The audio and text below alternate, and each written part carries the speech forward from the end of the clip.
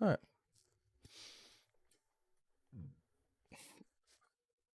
Okay. Damn. Bruh. Had some roast beef, bro. This shit is not right. All right.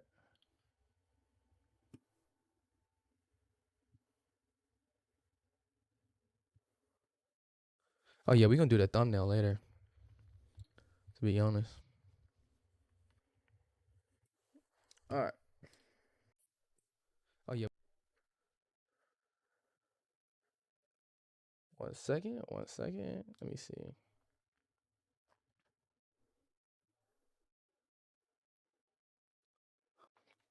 We got a couple videos I wanted to look at.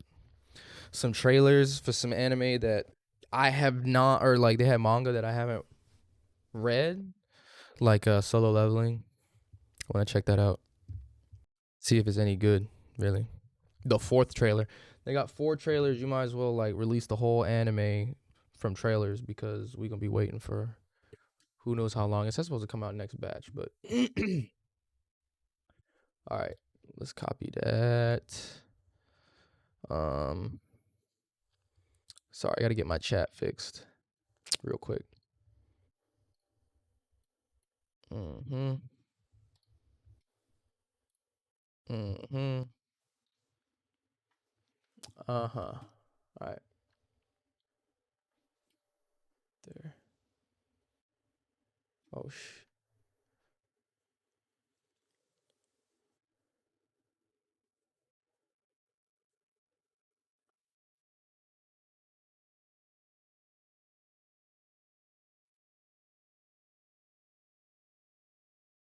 Uh.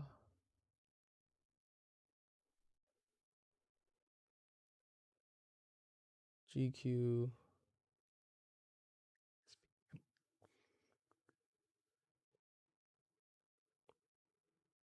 Okay.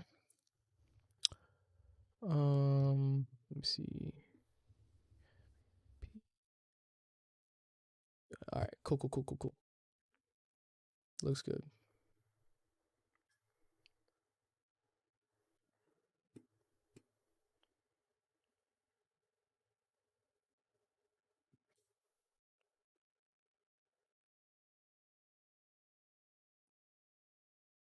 Six? You what? What is that? Okay. That looks good. That looks fine.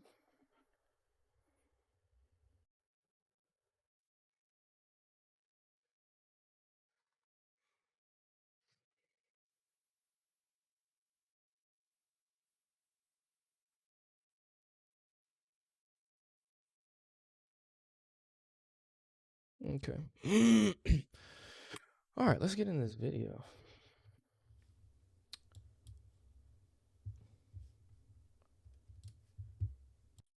Widescreen that.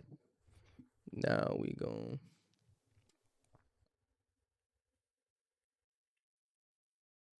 Mm,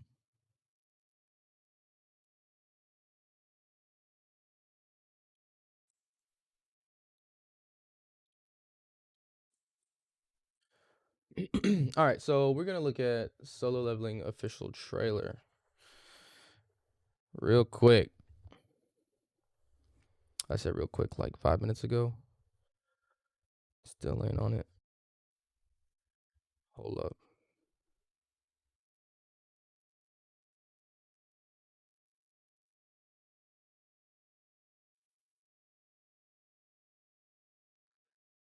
All right.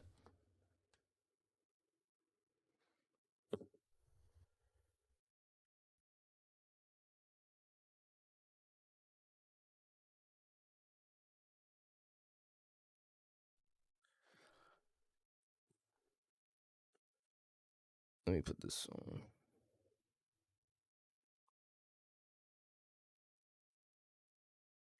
All right. We gonna minimize that. Let's say I need to move from here to here. There we go. All right, let's see if this is ass. Bro, I keep burping. Is it loud? It's not loud. Okay, from that. まだだ。生き残るんだ絶対に。もっと体を大事にしてよ。めちゃくちゃ心配したでしょ。ハンターは命がけの職業です。生き延びるためにはたった一つ臆病でいてください。したんじゃありませんか。装備は整えた。やるべきこともやった。逃げるのには自信がある。さて、行くか。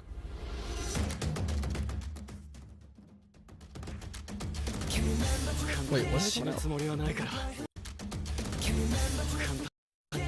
How do I keep missing it? Oh, they didn't even say when it come out. 死ぬつもりはないからお前たちも粘ってくれよ。熱く戦おうぜ。この上なきゃ熱く。少しは強くなれたと思ったのに、どれくらい強くなればあざ笑われ続けたこの人生を挽回できるんだ。今の俺ならお前は俺がやる。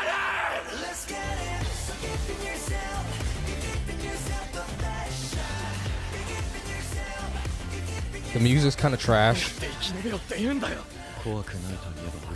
but that has nothing to do with the anime. No.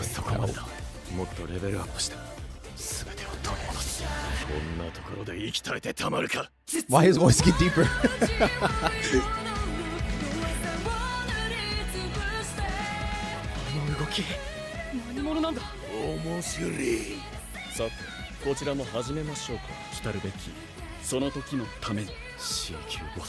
EQ 判断文字通り次元が違う。宣言でっかい。あいつは俺がやる。ハンターがハンターと呼ばれる理由。 I hope this isn't an anime where all they do is just fight monsters. I don't know. I don't really know anything about solo leveling. I like how they like fight people too. So if it's a little bit in between, like how Jujutsu Kaisen is, then it's gonna be kind of tight. 怒りの始まりだ。俺はな、絶えずレベルアップしてんだよ。 So I'm usually for not revealing everything in a trailer. So I have no idea what's going on. So hopefully it's good. Other than that, I don't know. I mean, I don't even have like a rating for it. Let's see what agents. And things of that nature.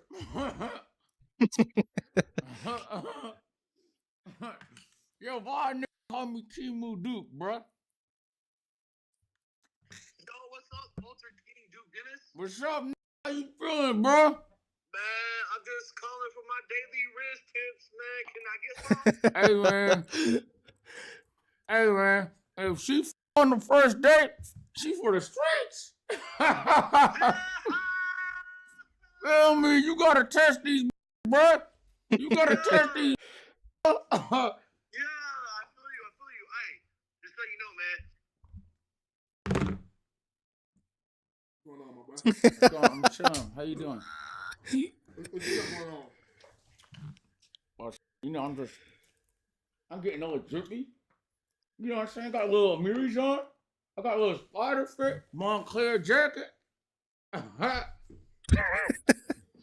know you see what it is, dude. Is your bathroom in here? Hell yeah. Hell yeah. Yo, dude. Fuck.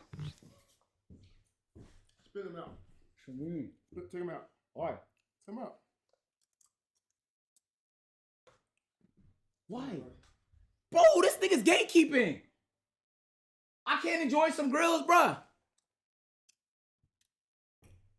Let's go grills for grills, man. Y'all trying to take my flow, bro. Let's go grill for grills, bro. Y'all niggas trying to take my fucking flow, bro. You see the rest Good for grill. Come on, bro. Stop. Are you trying to be me? Stop playing with me, nigga. No. I just. Oh. You don't dress like this, dude. Nah. You know what I'm saying? I got. Bruh, I seen that nigga KT3 Stats do that shit last night. What'd he do? Yeah. I'm Duke Dennis, mama. I'm Duke Dennis. Right? Was he? No, that nigga Duke Dennis. Kinda. A little bit, right? A little bit, but like, bro, come on. Yo, my mouth tastes like metal. Does your mouth taste like metal? My shit is real. Where you get it from? You got a point. me see, bro. Do it, bro. But them shit's ugly as fuck. Yeah, what the fuck? Yeah, they is ugly. Go ahead, bro. Why is his mouth like that, bro? Here you go. Yo, chat. Who's better? Yo, come here, though. Bro.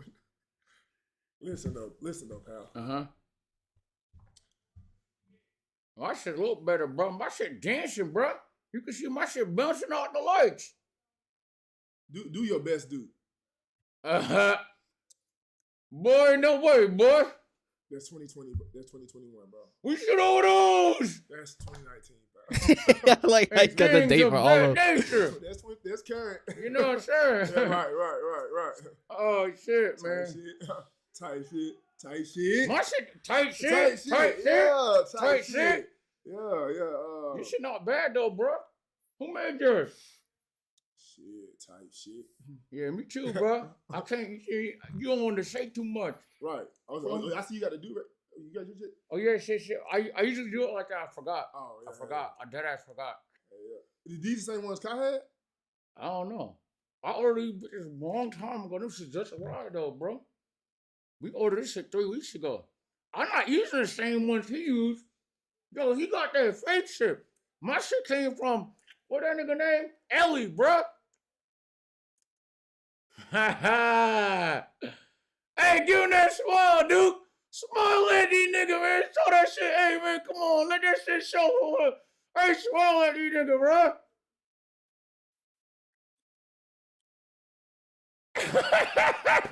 Hey, that one nigga dude, bro. Love you, man. Hey, bro, I love you, bro. Get out there and give them niggas some advice, bro. Yeah, hey, look, bro. If y'all want a good jeweler, well, let me tap in with y'all, nigga, bro. I know the greatest jeweler on all of T-Move, nigga. Bro, get them niggas some life advice, bro. Hey, bro.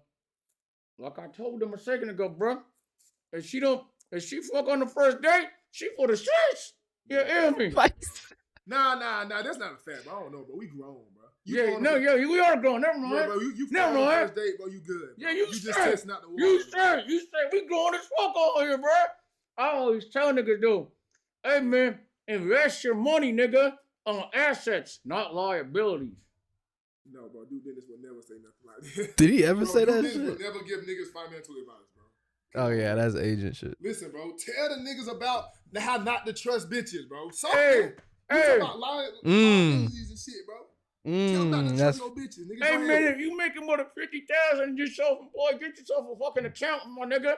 Get yourself a CPA, bro. Get right financially, my nigga. You gotta talk through his grills or they gonna fall out. That's what the fuck you talking about. You want to get an LLC with an S-Corp initiative, you want to pay yourself, so you don't have to pay the taxes on all the money, just the money you pay yourself. That ain't Duke. Tell them about the $6,000 pound card that you can write off. If your car is over 6,000 pounds, the whole car, you can write it off in the first year of the loan, my nigga. You can spend $10,000 and get $60,000 worth of write-offs. Tell them how, bro, if you a content creator and goddamn you buy a goddamn 1,000 pounds of shoes and then do a video on it, you can write all the shoes off. Hey, man, use it in your business, nigga. Bro, fix that your is grill. part of business. It's a business expense.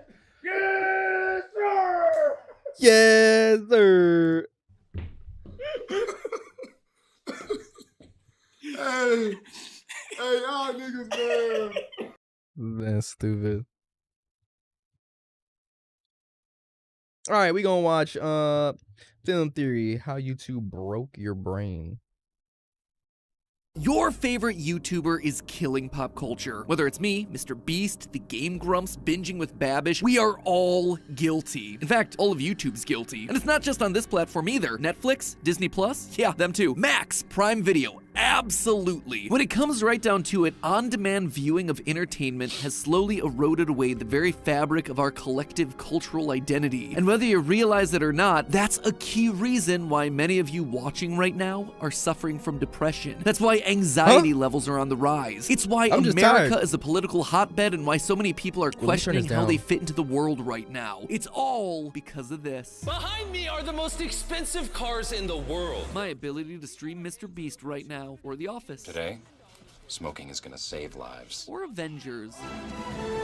Or Bewitched. Ketchup with my oatmeal. Or Friends.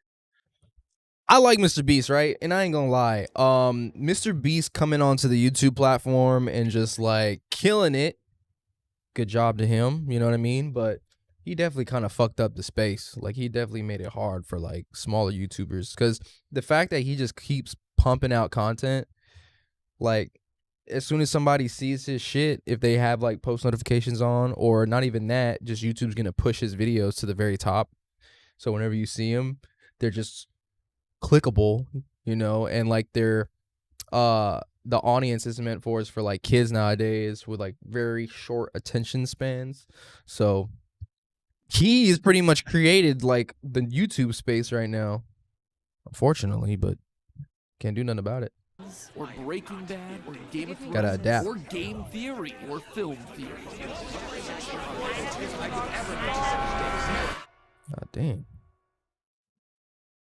Hello, Internet! Welcome to Film Theory, where we're part of the problem. So, have you guys seen Mr. Beast's latest video? At this point, that's kind of a legitimate question, because despite being the #1 channel and all of his videos raking in hundreds of millions of views, there's a non-zero chance that, no, you haven't seen it. How about Ryan Trahan, Eric, Mr. Who's the Boss? These guys are consistently some of the most watched creators on the platform. I don't know right who now, any of them drawing are. in millions of views with each upload. Are they showing up on your homepage? For Nope. a big chunk of you, I guess the answer is no. And I know this because I do actively watch their stuff, and they're not showing up for me. For some reason, their videos just aren't ones that YouTube's algorithms are recommending to me. Bet you've noticed this, right? YouTube is different this year. Recommendations feel different. Older videos are cropping up. There's more shorts everywhere. Smaller creators are getting more visibility, and the things that you're being recommended are more tied to what you've searched for or watched recently. I mean, I watched the Hot Ones interview with musician Does that count as Dave more Grohl, and visibility? YouTube thinks I'm obsessed with drumming. I'm getting recommended drummer Yeah, like covers 73 and drummer views. reviews and drummer That ain't a lore. lot, bro. Did you even know that there was drummer lore? Because let me tell you, there is. Basically, what's going on here is that this year has seen some massive changes on the platform, which merits a whole separate conversation unto itself. But the long and short of it is that my YouTube doesn't look like your YouTube anymore. You know what really proved this one to me? Skibbity Toilet. Seriously. True story, I was recently talking to a big room of Google's higher-ups, and I asked them if they'd ever seen a Skibbity Toilet video. You know, that insanely popular series of viral shorts that's gotten over 35 million subscribers and 12 billion views on their platform in the last 5 months alone. Not a single person in the room had ever heard of it. Regardless of whether you think Skibbity is pure gold or should be flushed down the toilet it came from, that right there, that is telling. And it's not just here on YouTube either. TikTok is really the one that started this whole trend. That's why you always hear people asking, hey, what's on your TikTok? Because in a world where algorithms are selecting what content you see, there's no guarantee that when I play this, that's suspicious, you know what I'm referring to. The good of this is that you're likely getting served content that's precisely targeted at your unique viewing habits. The bad is that fewer people are now watching the same things. And believe it or not, but watching the same things is a critical part of human survival. In short, if you've been feeling lonely or anxious or depressed or potentially all three, it's because the world has become increasingly fragmented. And on-demand streaming entertainment is a perfect. Yeah, the world sucks nowadays in this generation. Like, come on. The fact that everything is online now, like nothing you could do. You can't do nothing without the internet now. Like, you can't order food without the internet. Not that that's like really a bad thing. Like, it's a big convenience, but example, iPad kids. Representative of why you're feeling that way. So let's talk about that and also some ways that we can solve it. First, let's just get a sense of the scale that we're talking about here. Think of the biggest shows on television over the last decade. Two that stick out to me are Breaking Bad and Game of Thrones. Absolute darlings of the internet. There is no doubt that these were massive deals. Breaking Bad's finale reached 10.3 million people when it originally aired. Meanwhile, Game of Thrones captured 13.6 million, with another 5.7 million watching a rerun or streaming VOD within 24 hours. Those are incredible numbers for a modern show, and yet they're nothing compared to what TV shows saw pre-streaming.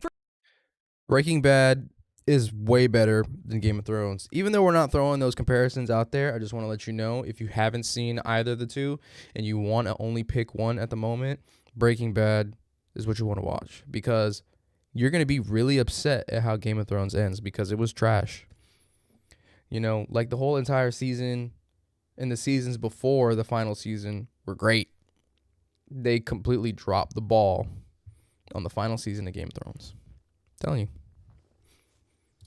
For example, let's take a look at Star Trek The Next Generation. When this show finished in 1994, how many people do you think watched the series finale? More than 31 million. A show that, at the time, was considered by many to be niche nerd content actually tapped into nearly 3 times the viewers of a modern program. And the numbers just get more insane as you look across more popular IP.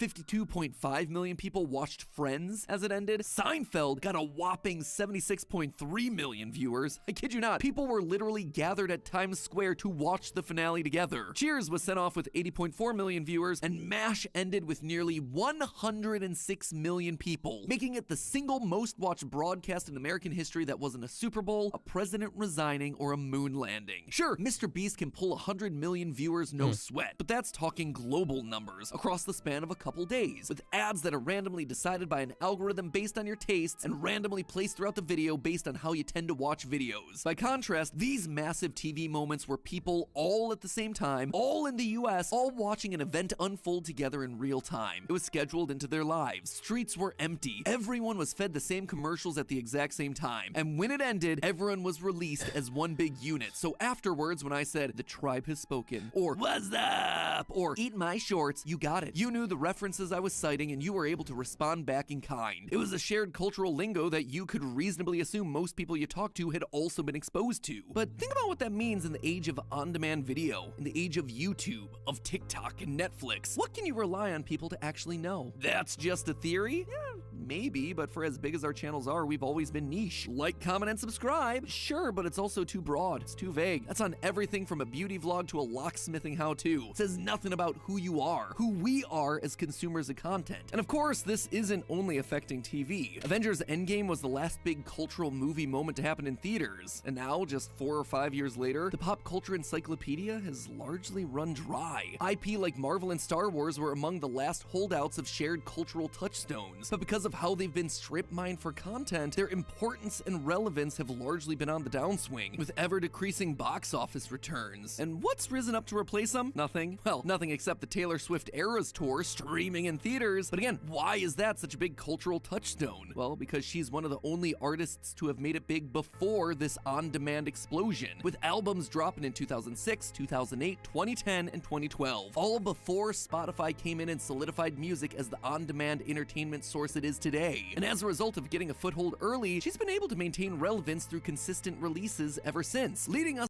I never hear anybody talk about Taylor Swift. I promise you, like, nobody.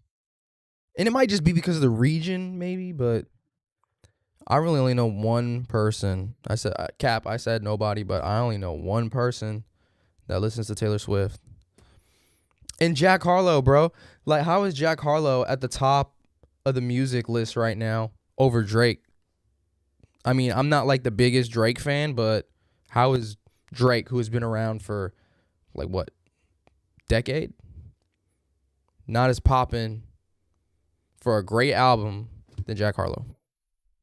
Don't know. To today, where she's one of the few music acts that have been able to achieve such huge critical mass and cross-generational boundaries. But after Tay-Tay, who's next? Who rises up? What musical acts have had the same sort of cultural relevance? Internationally, I'd say K-pop comes pretty close, but the audience is now too divided for any one artist to attain that much of your attention. And so I can't just turn to the person next to me and ask if they stan Kim Tae-young or make a casual reference to color-changing soup and just expect them to know what I'm talking about. Now, on one hand, this rise of on-demand viewing is a good thing. Theoretically, you're being shown things that actually interest you. Videos, movies, games, and music that are all tailored to your specific individual wants and needs, instead of what a corporate board of directors in Burbank, California deemed to be the next popular thing. But because we don't know what anyone else has seen, is listening to, is playing, quoting, or memeing, we lose the pop in pop culture. At the end of the day, you don't have popular culture if nothing is actually popular with everyone. But why's that matter? Can't we all just live in our happy little bubbles and carry on? Well, it turns out that at the end of the day, that bubble doesn't end up being very happy. The reason is that popular culture supplies us with a lot more than hummable tunes and weird euphoria clips where everyone's crying. It supplies us with connection. One of the easiest ways to connect with someone that you don't know is to find a piece of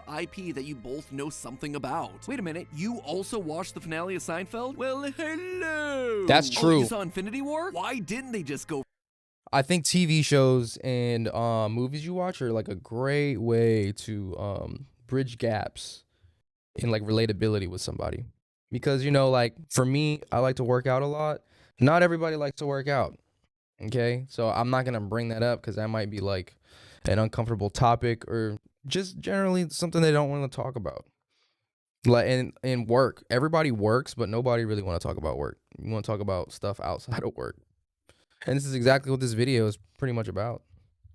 Over the head. You listen to Taylor Swift too. That's awesome. What era's your favorite? But as pop culture becomes more individualized, the group we feel that we can truly connect with becomes smaller and smaller. Does that sound like I'm overstating the importance of these connections? Well, it turns out the fracturing of pop culture platforms coincides with a huge rise in feelings of loneliness and isolation in our society, especially here in the US, where we've already placed a high value on the idea of independence. A Gallup poll from 1980 showed that 20% of the population felt lonely. That same poll in 2020 reported that 36% of people, more than 1 in 3, was grappling with some form of serious loneliness. But that was 2020, right? That was the pandemic. You'd think that coming back from the pandemic would have improved the situation. But polls in 2023, 2 years after lockdowns have ended in most places, they show that loneliness continues to climb, with some studies reporting 60% of respondents feeling isolated, lonely, or struggling to make personal connections. And these stats aren't just like, oh, that's really sad.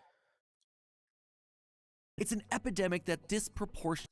Am I the only one that doesn't think that like being alone is all that bad? You know? For instance, you're in your head all day, your entire life. Hold on. Yeah, all day, your entire life, from the day you're born, you're in your own head. And if you're not comfortable in that space, then you got to do something about that. Like how, what? If you're the last human on Earth, yeah, I guess you can be lonely, but that's not the case. Like, just go outside, go talk to somebody. Like, some people, I get it, you know, all the men's mental health that's going on. People don't really care about that shit. But the thing is are you going out and making like your situation different? Are you trying to talk to people? You mean tell me every single person that you've tried to talk to like just completely shoots you down, and then that's what results in, you know, like problems like these? No, bro. It's just people that don't want to talk. They don't want to go out and talk to people. They don't want to socialize, and then they blame everything else. So, man, I'm chatting. Affects people under the age of 25. That's not to say older generations haven't dealt with mental health or loneliness. They do, frequently, but it often goes underdiagnosed in those populations. That said, the statistics overwhelmingly show that the vast majority of younger people are dealing with loneliness on a regular basis. And they're, of course, also the people that have spent their lives in this fractured pop cultural world with fewer anchor points that connect them to other people. Instead, the only things that unite us now, the only things that are truly able to cut through the noise, are the tragedies. In an absence of fun moments like a new Star Wars movie or an Avengers film or a new concert, bad news is the thing that rises to the top of every social media feed. Natural disasters, shootings, war, political upheaval. And while it isn't bad that people are more aware of those problems and injustices, this constant cycle of never-ending bad news with absolutely no levity cutting through has had a marked effect on misinformation that ruins everything. Okay, I hear you saying that it's not fair to blame all our loneliness and isolation on these platforms. Like the fact that my TikTok doesn't serve me the same goalie cat clip yours does makes the world a sadder place. No, of course not. It's not only the platforms, but pop culture is part of a much bigger splintering that only looks worse the more you dig in. Pop culture obviously isn't the only way we relate to other people. There are lots of ways that people share interests and feel like we live in a society. And these ways are often listed out in various identity theories that have been made across history. Sports, religion, your job, your ethnic background, maybe your political views, any of these things might be enough to bring you together with someone else. The problem is that we're losing ground in these areas as well. All of them. For instance, look. I've never, I don't think, really been in a situation with random people on the internet where when you bring up race, it's just a quiet and calm conversation. It always blows up into something. You know what I'm talking about. Looking at religious service attendance, it peaked in 1960 and it's been on the decline for the last 30 years. In fact, it dropped 10% since 2012 alone. What about our shared love of the good old US of A? Patriotism in the US has also plummeted across the last 10 years, most significantly among younger people. because everyone realizes that the government doesn't care about its veterans. Come on now. Of being the prime demographic to feel lonely and isolated, young people on platforms like YouTube and TikTok are also more likely to be politically informed, and they've become cynical about their political identity. In 2016, almost 40% of people under 29 reported feeling proud to be an American, and then they hummed that lyric by Lee Greenwood. Checking back in 2023, that number is just 18%. So, bruh, yeah, like religion or patriotism, but hey, you can always meet people at your job. Oh, never mind. The workplace has been completely upended in the last 5 years, just in time for Gen Z to enter the workforce. Cause, bro, everywhere and anyone I talk to about, like, if I do bring up work, they all want to work remote. Nobody want to be in the work environments today because they are straight garbage. Everybody wants to be at home, just get their work out of the way, don't talk to the shitheads that they be around, and then get that bag. And look for jobs, but maybe those jobs are remote jobs. Maybe they're in person. Maybe it's halvesies. Maybe it's the gig economy. Maybe they'll strike. And all the while there'll be a ton of inflation and Logan Paul is going to be telling them they should be investing in crypto. 70% of millennials and Gen Z workers are considering quitting their jobs as I speak. And high percentages of Gen X workers in fields like tech and healthcare are feeling burned out due to work and finances. People's identities are no longer associated with the place. And you know what? I say that 30% that don't quit those jobs, depending on where the survey is done, like, I doubt that this survey is for anyone who makes over like 150,000 a year. You know what I mean? Maybe, probably not. So I'm thinking about people who make under that, more or less well under that. So the 30% that don't quit those jobs, they're more than likely either NPCs, or they literally do not have that luxury to quit. They're stuck. They're stuck there. So They work because people don't view those places as reliable or helpful anymore. Don't get me wrong. That doesn't mean like they, when I mean stuck, I mean like they might have to care for like multiple people in their family, like little brothers, little sisters, or even like nephews and, you know, cousins and stuff like that. People that they have to provide for, so they don't have the luxury of quitting their job and then working on other things for themselves. So they kind of have to line those things up in their off time at the perfect moment, so that they can't have like a lapse in income to provide for those people. If you're smart enough, right? If you're smart, you would put your 2 weeks in after you've already lined something else up, quit that job, bounce right into the next one, leave that other one on a bad note just in case the current location that you're moving to doesn't work out. When you go to the last one or your previous location, they'll be a little bit more like willing to take you back if the position isn't already filled. You know what I mean? But yeah, if you don't like that place and you want to leave and you don't care how you leave, just get out of there then. I mean, if you don't care what it does to your resume, get the fuck out.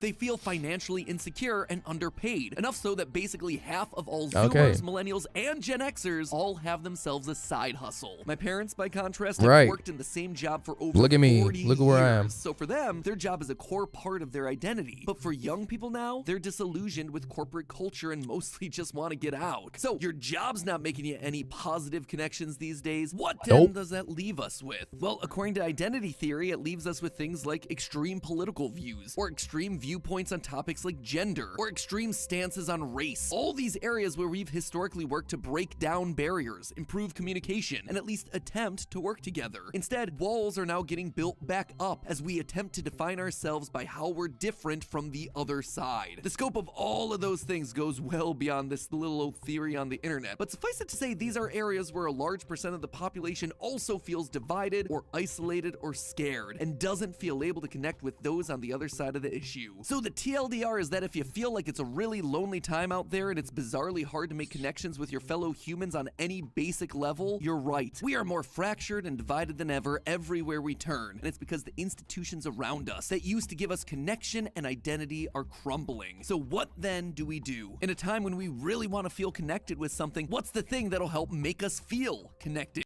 I'm trying to guess. I'm trying to think of what he's gonna say.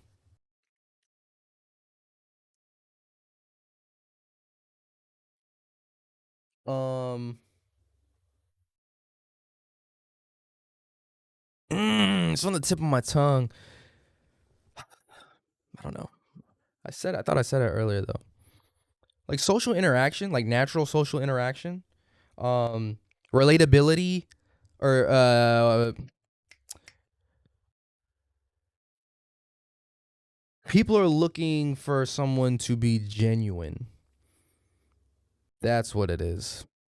They want genuine, organic interactions with people on streams and in videos. Organic. That's the word. How do you possibly beat a series of systems that keep us siloed? Well, ironically, it's in the place where we started this episode, stories. Whether that's in YouTube videos, movies, TV, video games, wherever, hearing other people's genuine stories about what they're going through makes us feel connected to them. It helps us understand that other people are going through what we're going through. Don't tell me trauma. Don't tell me you're going to say trauma. Helps us to feel like we're not alone. They help us feel seen. One of the most popular movies of the last year has been Puss in Boots: The Last Wish. Hugely, inexplicably popular. Except what's it about? Well, the theme is identity. It's about being lonely. It's about finding your place in your relationship with someone else when the identity you He's going to say loneliness.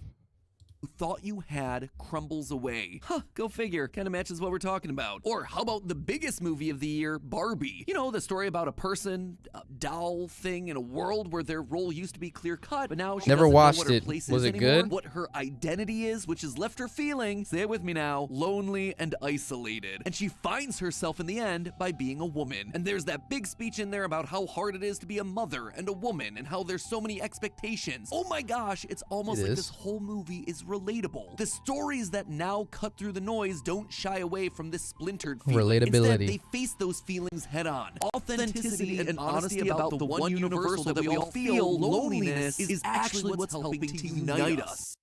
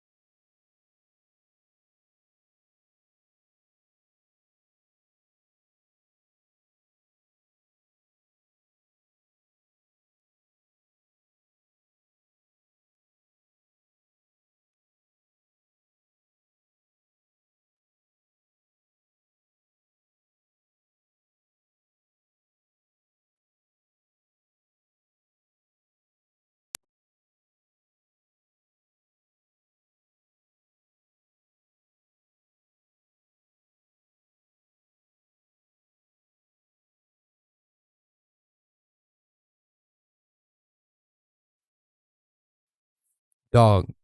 Okay.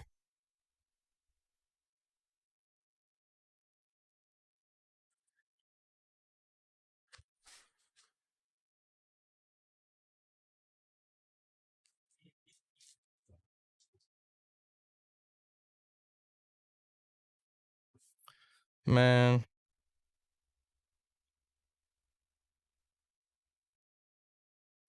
I about ripped the cable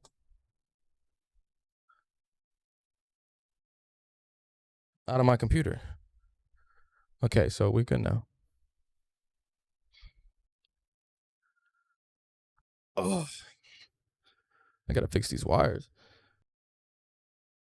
YouTube, which has been the world's most frantic viewing experience for the last 3 years, is just now fully finding itself swinging in the opposite direction. Simple conversations with Moist Critical about current events, human experiences like eating with Eddie Burback and Ted Nivison at Margaritaville's, the lonely man's cuisine. Investing in human stories is feeling refreshing again. Even Mr. Beast has openly talked about pulling back from his ADHD-inducing editing style to a narrative format where he sounds more human and allows an actual story to unfold in his videos because that's what's keeping people engaged, rather than just more and Good more on him, suitcases bro. of money opening up Like every I said, 10 seconds.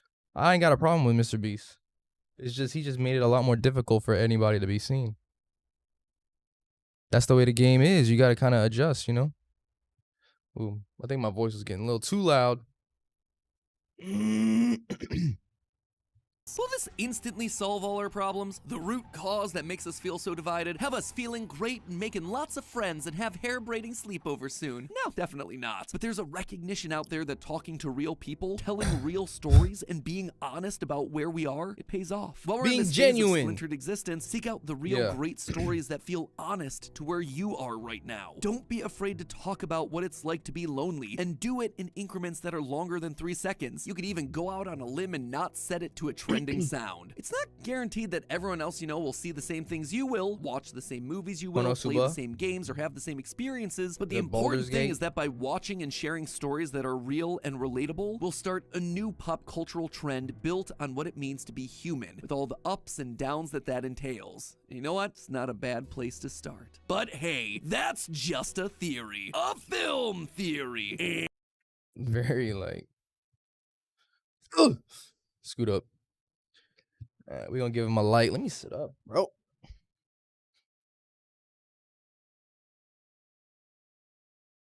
Okay. All right.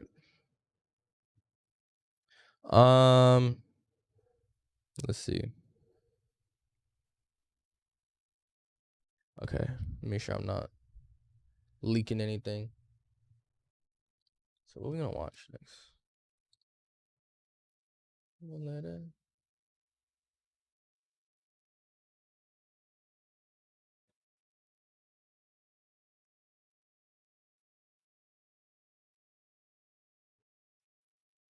Um,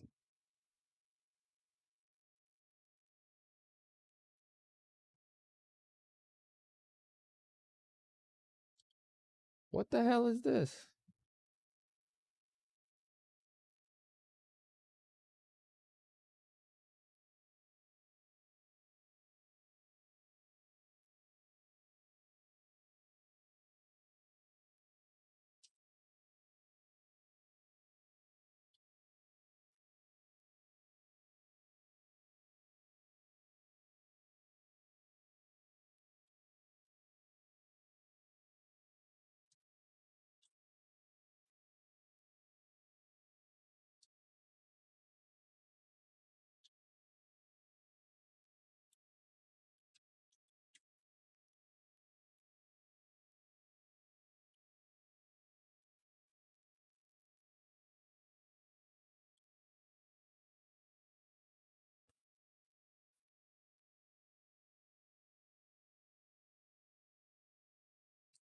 Should I turn this down? This light is a little.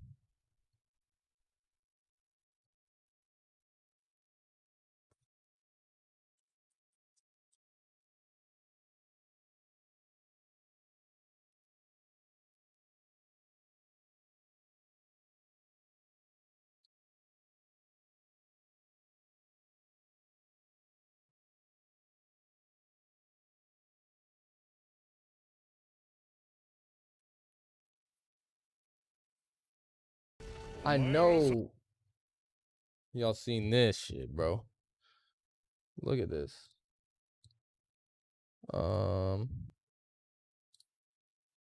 This was crazy.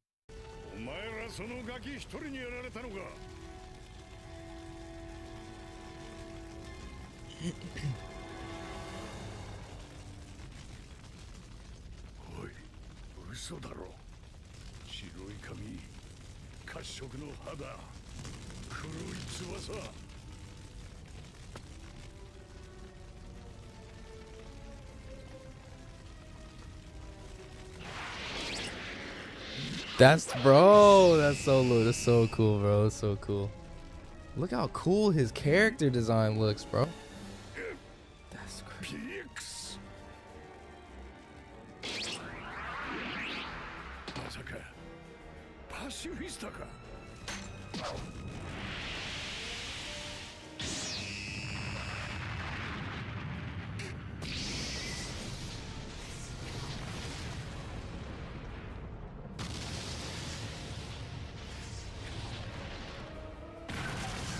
That's crazy, bro. I can't wait for Zoro to fucking wax him, bro. I can't wait for Zoro to fucking wax this, bro. When he gets in there, it's done.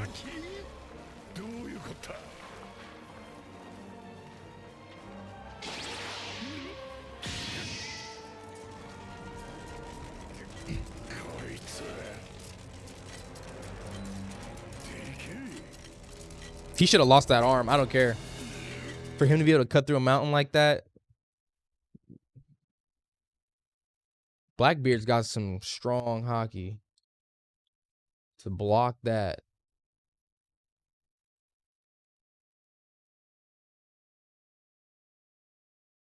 Yep, they did a good job. They did a good job setting the tone. Let me see.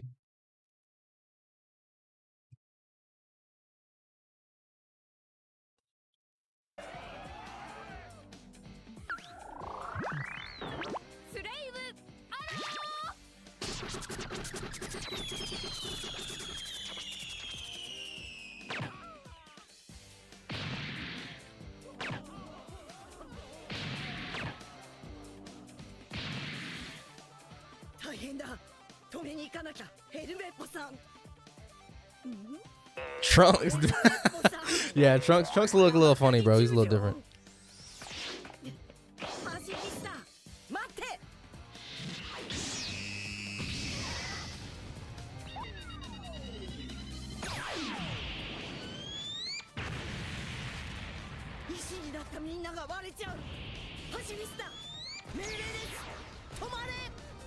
It's all in what the hell? I didn't even notice the subtitles. But I don't need to fucking read it right now.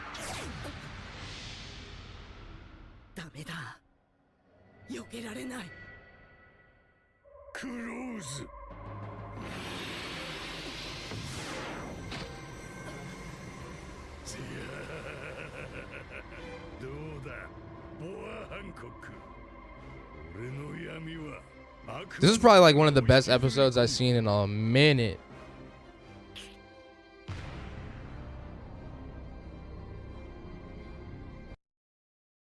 And that, they should have let him finish what she was trying to say. I don't know what else is good. Curse baby daddy.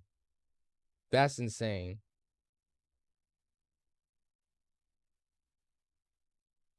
What is this? I know a lot of guys come on the show and say they're not the baby daddy, but no one in the history of Murray has been more sure than me. That baby look like you? No, sir. Does it look like me, Murray? I don't know. How would I know? In the case of 5-year-old Megumi Toji. Bro.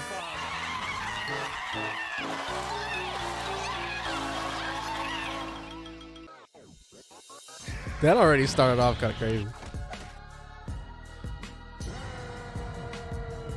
Alrighty, ladies and gentlemen, welcome to the Shibuya trials. Why the f did I just say it like that? Let me start that over. Welcome to the Shibuya Trials, where we will be having not one, but two new challengers coming to the round table. Both challengers are hailing from a series that is absolutely popping off right now. And with the new ranking system we are introducing today, these... Wait, what is it? Results to exhibit kill count, on-screen kills, violations, losses, other crimes, actions, decision, total score. Okay. Bring the heat. As they come to be judged, will they make it or will they utterly fucking fail? Making his way to the stand right now, Challenger 1. Coming in at around Toji. 6'2", about 200-something pounds of straight raw muscle and pure ignorance. He has already submitted himself into the Hall of Fame of anime deadbeat dads, and he is competing with Gojo, making these hoes fall to their knees. And I'm not joking about this. Some of these Twitter hoes need literal help. Toji Fushiguro. Well, y'all already know we got all that evidence on deck, and it is now time to commence the Shibuya Trials. Without further Part ado, 1. Exhibit A. Toji Fushiguro. Where the hell do I even start? You know what? Fuck it. Let's go ahead and get the egregious shit out the way. The nigga sold his son. Yeah, that's... We ain't holding nothing back with this nigga. Bro said child support. Out of here. I ain't paying that bullshit. And the thing that makes it worse, he sold the little nigga to the Zenin clan. The clan that he does not fuck with because they discriminated against his ass. Like, nigga, selling your son is crazy. But nah, the first time you even see this nigga, bro is out here gambling his motherfucking life away. Bro's the money he got for selling his ass. Jared, what's going on with your boy? I see you out here gambling your motherfucking life away. Look at the hey, GTA nigga, you still music. Unemployed? Ain't chill, bro. You know that unemployment check be hitting like a motherfucker. And obviously, as we can see, bro loses and his parlay just went to shit. And before this man leaves, he asks Toji the question. Hey, how your son doing? Megumi, yeah. Megumi. He's like, that nigga's still alive? Y'all know who you talking about, bro. Is this nigga serious? This motherfucker done forgot his son's name. Oh my fucking God, bro. Holy fuck! Nigga, how the hell you forget your own son's name? It ain't like you got like 12 motherfucking kids, nigga. You have one son and you forgot that nigga name. Dear God Almighty. I just want to hear the call CPS probably gotta have with this nigga. Hello? Hello, this is CPS, Child Protective Services. Are we speaking to Mr. Fushiguro? Yeah. Outstanding. Okay, Mr. Fushiguro, as we can see on our records, it seems that you have not paid your child support in about 48 months. Is everything good, Mr. Fushiguro? Yeah, son, I don't even know who the fuck you talking about. Sir, it clearly shows that you have a son on the record. Oh my God. Mr. Fushiguro, hello? Oh, Lord. Hello? Oh, fuck, I gotta take a shit. Hey, quit being a bum-ass nigga! Now, ladies and gentlemen, this man Toji may be walking around and looking like a bum, but I ain't gonna lie, this man's smart as hell. So he has to hunt down this little girl named Riko because she's a star plasma vessel, and she's got Gojo and Geto protecting her. And obviously, that's two special grade sorcerers. So Toji puts a bounty on her head to make a bunch of dudes come after her and make Gojo and Geto tire her out. So Dude Toji is could basically smart, get to bro. jump on their ass when the MP bar low, because this is not Toji's first run-in with Gojo. Bro had to come prepared because back in the day, Toji wanted to go find out what's This man had beef. this little nigga in the Gojo clan. Beef with a child is crazy. So Come Toji on. was behind him trying to get the scouting report, but Gojo's old little ass turned around and he was like, "Mommy, there's a stalker behind us." Enemy spotted. And this man Toji was shook. He was like, "Boy, ain't no way I should be invisible. I got active camo equipped." But even though this man had stealth 100 and no curse energy, bro still got spotted. So this man knew I gotta tire him out before I sneak his ass. And what do you know? Later on when the mission's almost complete, Toji snitched this nigga. Bro was like, "Yeah, got your little pretty ass. You know the hoes gonna love this." But nah, Geto ends up throwing out one of his motherfucking Pokemon. Looks like bro summoned the ugly ass oversized Weedle. But Toji sliced through this fat ass tapeworm like it was paper. And now we get to observe the first man that this man cooked. Gojo. Believe it or not, this sexy ass nigga got his ass beat. Hey, All the hoes is yo, like, come.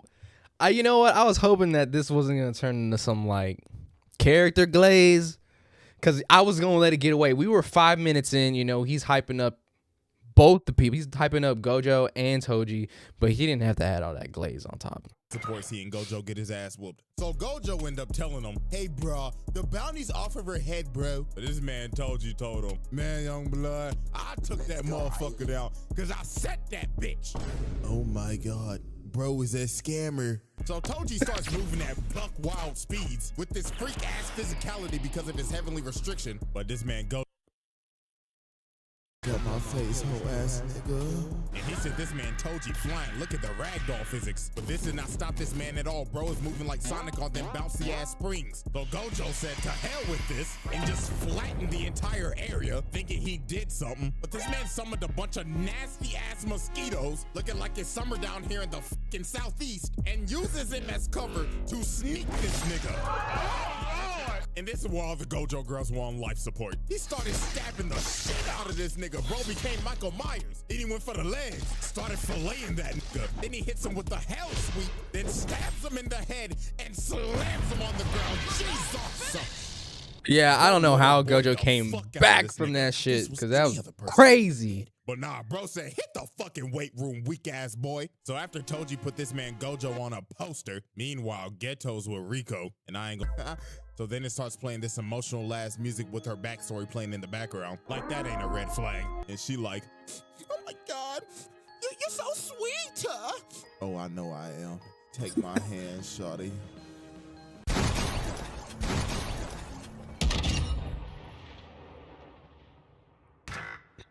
You got knocked the fuck out, man. Give me my goddamn money.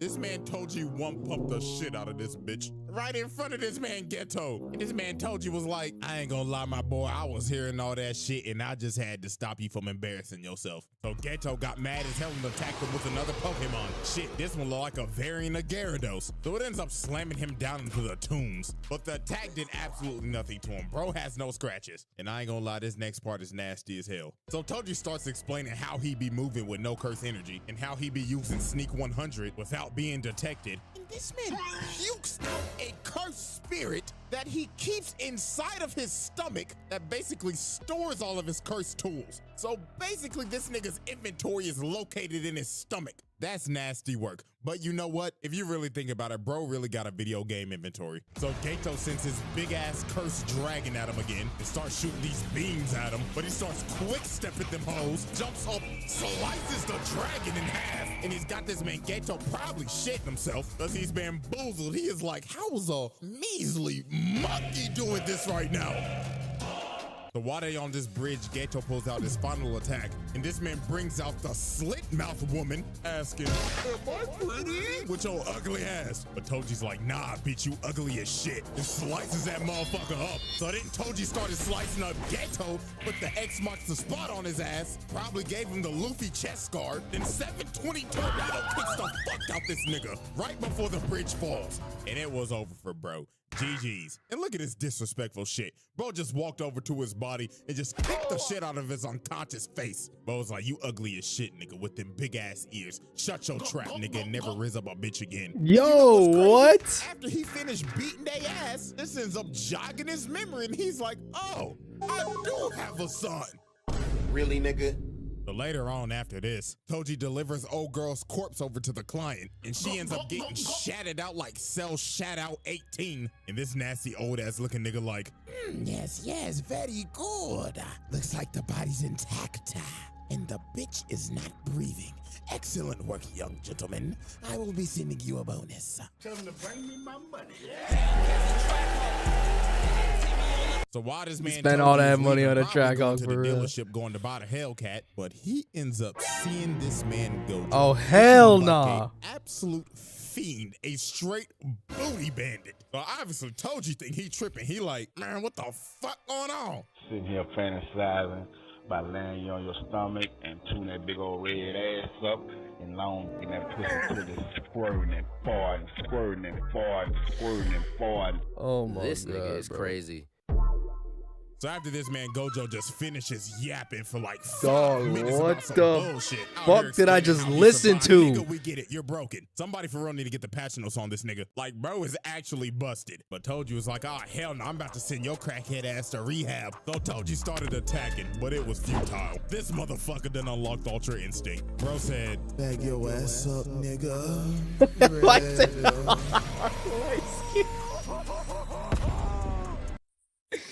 Why did he say it all light skin like that? Hold on. Yapping for like 5 minutes about some bullshit. Out here explaining how he survived. Nigga, we get it. You're broken. Somebody for real need to get the patch notes on this nigga. Like, bro is actually busted. But Toji was like, oh, hell no, I'm about to send your crackhead ass to rehab. So Toji started attacking, but it was futile. This motherfucker done unlocked Ultra Instinct. Bro said, bag your ass up, nigga.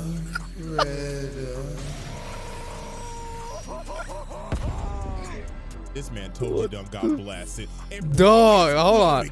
Before I forget, I'm fucking subscribing to this dude. This shit is hilarious, bro. I don't think I've ever seen that. Type of shrooms is he on? This is a level of high that is just unexplainable. But Toji was like, ah, hell nah. I ain't about to lose no pretty ass nigga. Oh, he started whipping the chain. Just a Bro, he needs to do like an episode of JJK. Like, he needs to do the whole fucking series over because this shit is hilarious. What the fuck, bro?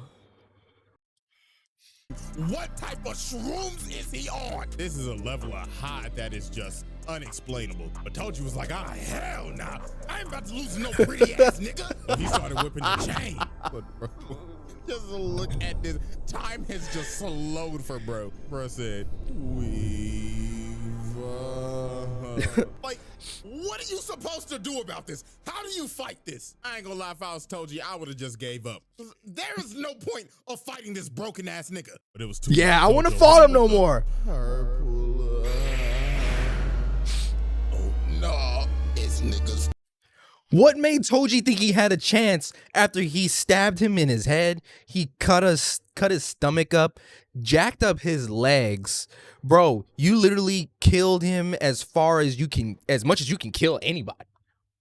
And you want to continue fighting him? Bro, I'm putting everything down. I'm coughing up that cursed spirit. I'm laying it right in front of him. I'm like, look, nigga, you can have it. I'm sorry. I'm sorry.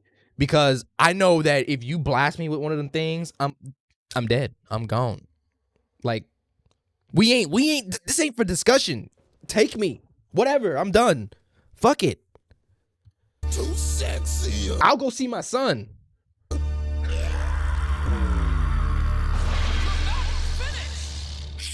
And sadly, this man Toji got a hole blown through him. But then Gojo come down and say, any last words? Fuck you, you pretty ass motherfucker. But also, tell my son to be a real nigga like his pappy. Later. Hey, little man, how's it going? So, your dad wanted me to come and check up on you, man. Everything going good, bro? Dad? Wait a minute. I have a dad? Is this nigga serious? The Shibuya trials. Shibuya. Exhibit A wrap. We've been waiting for this. Selling his son. Dodging child support. Trespassing. Scamming niggas. Attempted murder. Murder. Attempted murder. Trafficking. And murder. She's dead too, nigga. That's murder and trafficking. Alrighty, ladies and gentlemen, it is time for our grandiose finale. Daddy's home. We now shift our focus to 12 years later on a gruesome Halloween night in the Shibuya district. Now, as we can see, all hell is broke loose. Niggas is getting f***ed up. But we shift our focus over to this old lady, her grandson, and Ino, or what I like to call him, the shiesty sorcerer. While Ino and her grandson are throwing hands, the old lady in the back is doing some damn witchcraft. She's basically a necromancer. So she ends up reviving Toji in her grandson's body so he could use Toji's body. Nigga, what the fuck? You know what? I ain't even gonna lie to y'all. I do not know JJK's power system like that. You what? I can already hear the JJK fans typing on their fucking keyboards like, boo you, nigga. Yeah, that's right. Boo me, nigga. Hey, all I just know is the old lady with and the nigga's back. But anyways, this man Ino tries to attack him, but Toji takes his shiesty, punches him in the face, then grabs him by the collar and stares in his soul like, oh, fake ass gangster wearing this damn shiesty. Shut that old dumbass up and threw bro off of the skyscraper. My God. Look at Itadori looking at bro like, oh, Brody, you got your ass beat and your shiesty snatched? Who could have done this? But here is when this gets absolutely insane. So the old lady like, oh yes, excellent work, grandson. Now go down there and kill all those sorcerers for Granny. But her grandson starts twitching and glitching, and then the unthinkable happened. Yeah, that nigga moment. Turns around and says, what did you say, nigga? Yeah, this man Toji's in full control now. Bro's body is so damn strong, probably from the heavenly restriction. He basically just little bro the grandson's soul and snatched that nigga body. And then just look at this, bro. Hell no! And just standing over her like, night, night, old bitch. Oh, Lord, sweet Jesus. So after Toji just murdered Glad she got murdered. Later on, Nanami, Megumi, Maki, and Naobito are trying to run away from Dagon in his bikini bottom ass domain expansion because they was getting their ass beat. I ain't even But while noticed. they're trying to get out, a hole opens and a father finally came home to bring back that milk. Motherfucking milk.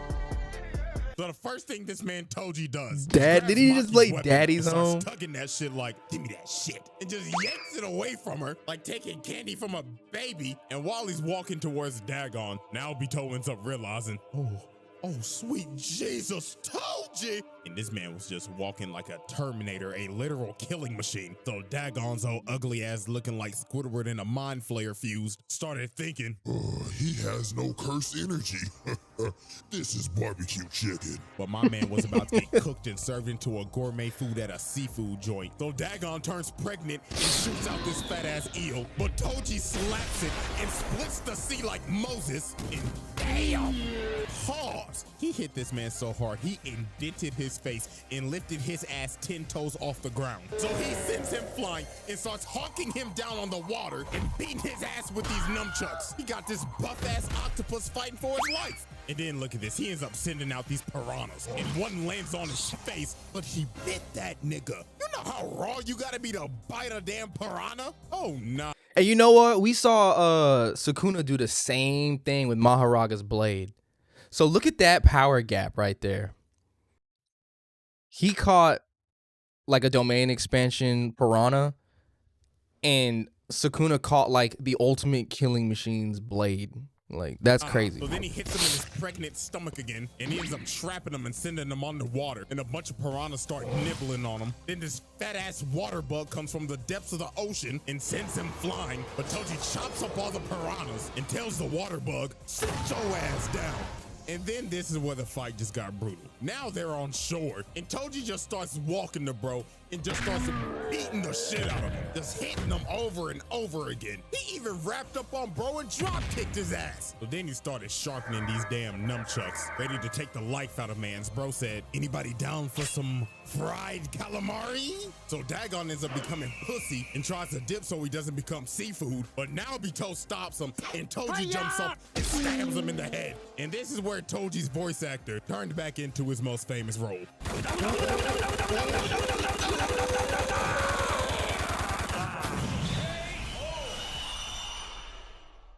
Bro, he stabs his ass up. And now, ladies and gentlemen, after this man Toji turned Dagon into fried calamari, it was time for some father-son bonding. So Toji looks at Megumi and just throws him out the window. And poor Megumi, because goddamn, it was time for some tough love. I was looking at him like, what's good, little nigga? Before I died, I hope to God you became a raw-ass nigga. So let's test your gangster, young blood. And I know he ain't know this was his son. But god damn, he was whooping his ass. Look at him running at him. Bro started blocking his attacks with one hand and backhanded him, headbutting him and everything. So then Megumi summoned the Rayman Raving Rabbits, and then this is where the animation was just cracked out. Bro stepped on the ground, got a bunch of debris from the ground, and basically made them bullets and started shooting all the rabbits. Out here committing animal cruelty. First the Octo nigga, and now the Rayman Raving Rabbits. I know the PETA hotline going crazy right now. Then Toji just continued to beat the hell out of bro. He basically hit him with the, oh, I did not tell you to pick fucking around. Like, my lord, this giving me some bad memories. I remember I never failed a test again after my dad pulled the belt on me in first grade. Like, look at him, bro, even throwing truck tune at him. So then Toji ends up stabbing him, but then he bags off and just starts looking at his little shaky ass like, oh, nah, that's my boy. Well, then he started remembering how he sold him, thinking that it was the best form, and the dead mama in the background like, take care of me, honey. So then Toji says, yeah, fuck that. Huh? I'm not paying that fucking child support. Adios, little nigga. Damn, bro would rather off himself than pay that child support. And with that, ladies and gentlemen, we have reached the end of our first trial. And with very valid, clear-cut evidence, Mr. Fushiguro makes this with ease. One trial down, one to go. When will it drop? I don't know, bro. Is this nigga serious? You know what, fuck it, bro. Hey, if y'all like this video, I'll drop this whole sometime next week. In the meantime, go sub to my group channel with me and my broskies. We do cool shit over there. Trust me, you'll love it. And until we meet again. That's Sukuna. That's clearly Sukuna. That was good. That was funny, bro. Let me see the comments.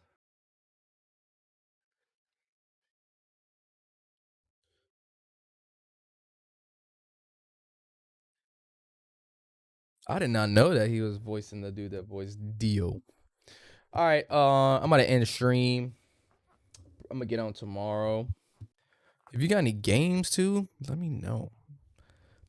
Message me on IG, bro. Dirk Lifts. All right. I'm gonna catch y'all later.